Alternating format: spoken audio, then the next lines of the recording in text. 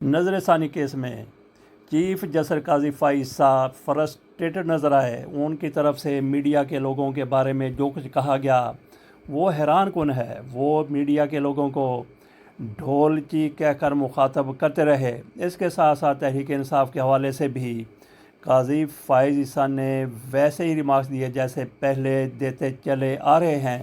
Supreme court نے پاکستان تحریک انصاف کی intra party election نظر ثانی درخواست پر سماعت کے دوران پی ٹی آئی کی جانب سے التوا مانگنے پر بھی ناراضگی کا اظہار کیا اور احمد خان کی جانب سے دائر التوا کی درخواست بھی مسترد کر دی۔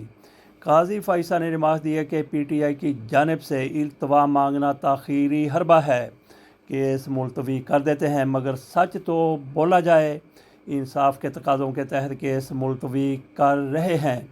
چیف جسٹس قاضی فائز کی سربراہی میں سپریم کورٹ کے 3 رکنی خصوصی بینچ نے Pakistan Tehreek Insaf intra party case کے فیصلے کے خلاف نظر ثانی درخواست پر سماعت کی، جبکہ جسٹس محمد علی مظہر اور جسٹس مسرت ہلالی بھی خصوصی بینچ کا حصہ تھے۔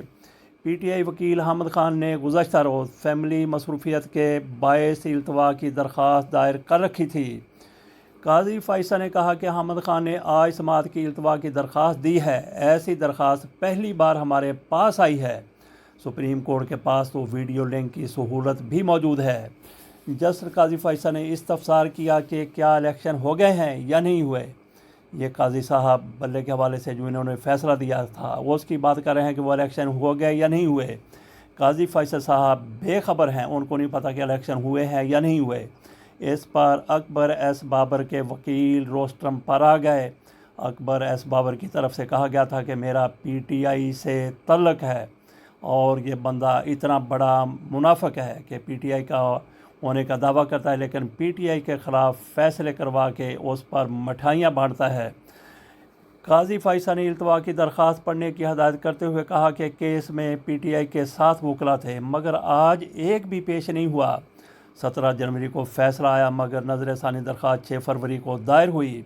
لگتا ہے پی ٹی آئی فیصلے پر نظر ثانی نہیں چاہتی تھی۔ کیا پی ٹی آئی کے انٹرا پارٹی الیکشن ہو گئے؟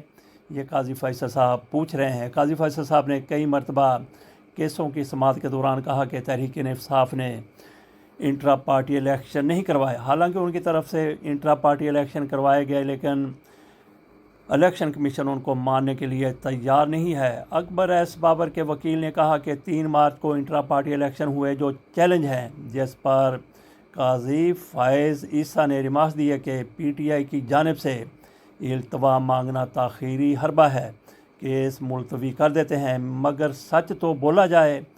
جسٹس مسرت ہلالی نے ریمارکس دیا کہ پی ٹی آئی کے سارے وکلا نہیں آئے اور کوئی جونیئر وکیل بھی پیش نہیں ہوا۔ یہ طریقہ درست نہیں ہے، سپریم کورٹ میں ایسا رویہ نہیں ہونا چاہیے۔ میں کیس ملتوی کرنے سے اتفاق نہیں کرتی۔ تو گویا محترمہ کہہ رہی ہیں کہ تحریک انصاف کو سنے بغیر اس پر فیصلہ دے دیا جائے۔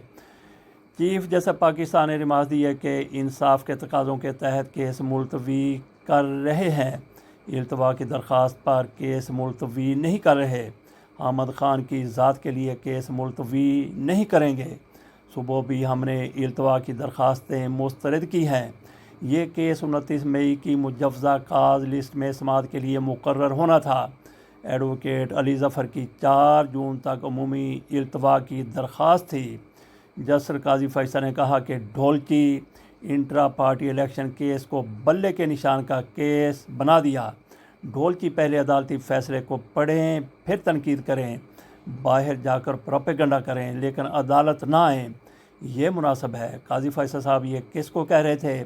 یوٹیوبر کو کہہ رہے تھے یا پھر تحریک انصاف کے لوگوں کو کہہ رہے تھے، ان کے وکلا کو کہہ رہے تھے؟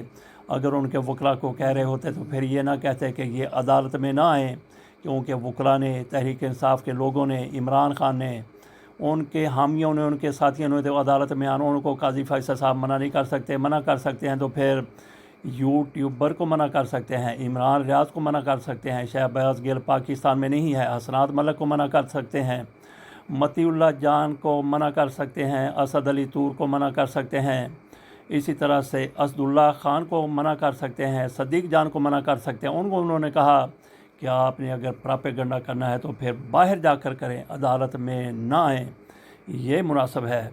بعد ازاں عدالت نے انٹرا پارٹی انتخابات فیصلے کے خلاف دائر نظر ثانی درخواست کی سماعت 21 اکتوبر تک ملتوی کر دی۔ اس لیے 21 اکتوبر تک قاضی فیصل صاحب لے گئے کہ میں خود اس کا فیصلہ کر کے جاؤں، ادروائز تو جس طرح تحریک انصاف ان سے یہ فیصلہ نہیں کروانا چاہتی۔ قاضی فیصل صاحب تھوڑی سی گریس کا مظاہرہ کرتے، اس کیس کو اپنے جانے کے بعد تک کے لیے ملتوی کر دیتے، لیکن قاضی فیصل کے بارے میں یہ کہا جا رہا ہے کہ آئینی ترمیم جس طرح سے ہو رہی ہے، قاضی فیصل صاحب کو ایکسٹینشن ملنے والی نہیں ہے۔ مولانا فضل الرحمان مان کر نہیں دے رہے، لیکن قاضی فیصل صاحب پھر بھی اسی در کی طرف، اسی دروازے کی طرف دیکھ رہے ہیں۔ چیف جسٹس نے آج کی سماعت کا حکم نامہ لکھوا دیا۔ بعد ازاں قاضی فیصل نے آج کی سماعت کا حکم نامہ تحریر کروایا اور حکم نامے کی کاپی نظر ثانی کیس کے وکلاء، ایڈوکیٹ آن ریکارڈ اور درخواست گزاروں کو بھیجنے کی ہدایت کی۔ چیف جسٹس پاکستان نے حکم نامے میں لکھوایا کہ عدالت کے سامنے التوا کی درخواست دائر کی گئی۔ التوا کی درخواست میں وکیل حامد خان کی خاندانی مصروفیات بتائی گئیں۔ کیا خاندانی مصروفیات ہیں یہ نہیں بتایا گیا۔ ایڈوکیٹ آن ریکارڈ بھی پیش نہیں ہوئے۔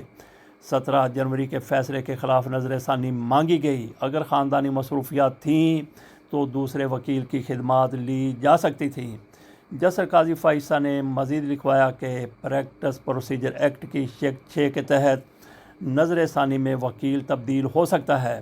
حامد خان کی جانب سے دائر التوا کی درخواست مسترد کی جاتی ہے۔ انصاف کے تقاضوں کو مد نظر رکھتے ہوئے التوا دیا جاتا ہے۔ سماعت 21 اکتوبر بروز پیر کے روز ہوگی۔ مزید کوئی التوا نہیں دیا جائے گا۔ گویا قاضی فیصل صاحب ہر صورت اس کیس کا فیصلہ کرنے کے لیے تلے ہوئے ہیں۔ قاضی فیصل صاحب نے جس طرح سے ڈھولکیوں کا ذکر کیا تو یہاں پہ بجا طور پر کہا جا سکتا ہے کہ band master Qazi, band master chief justice of Pakistan ڈھولکیوں پر، تبلچیوں پر برس پڑے۔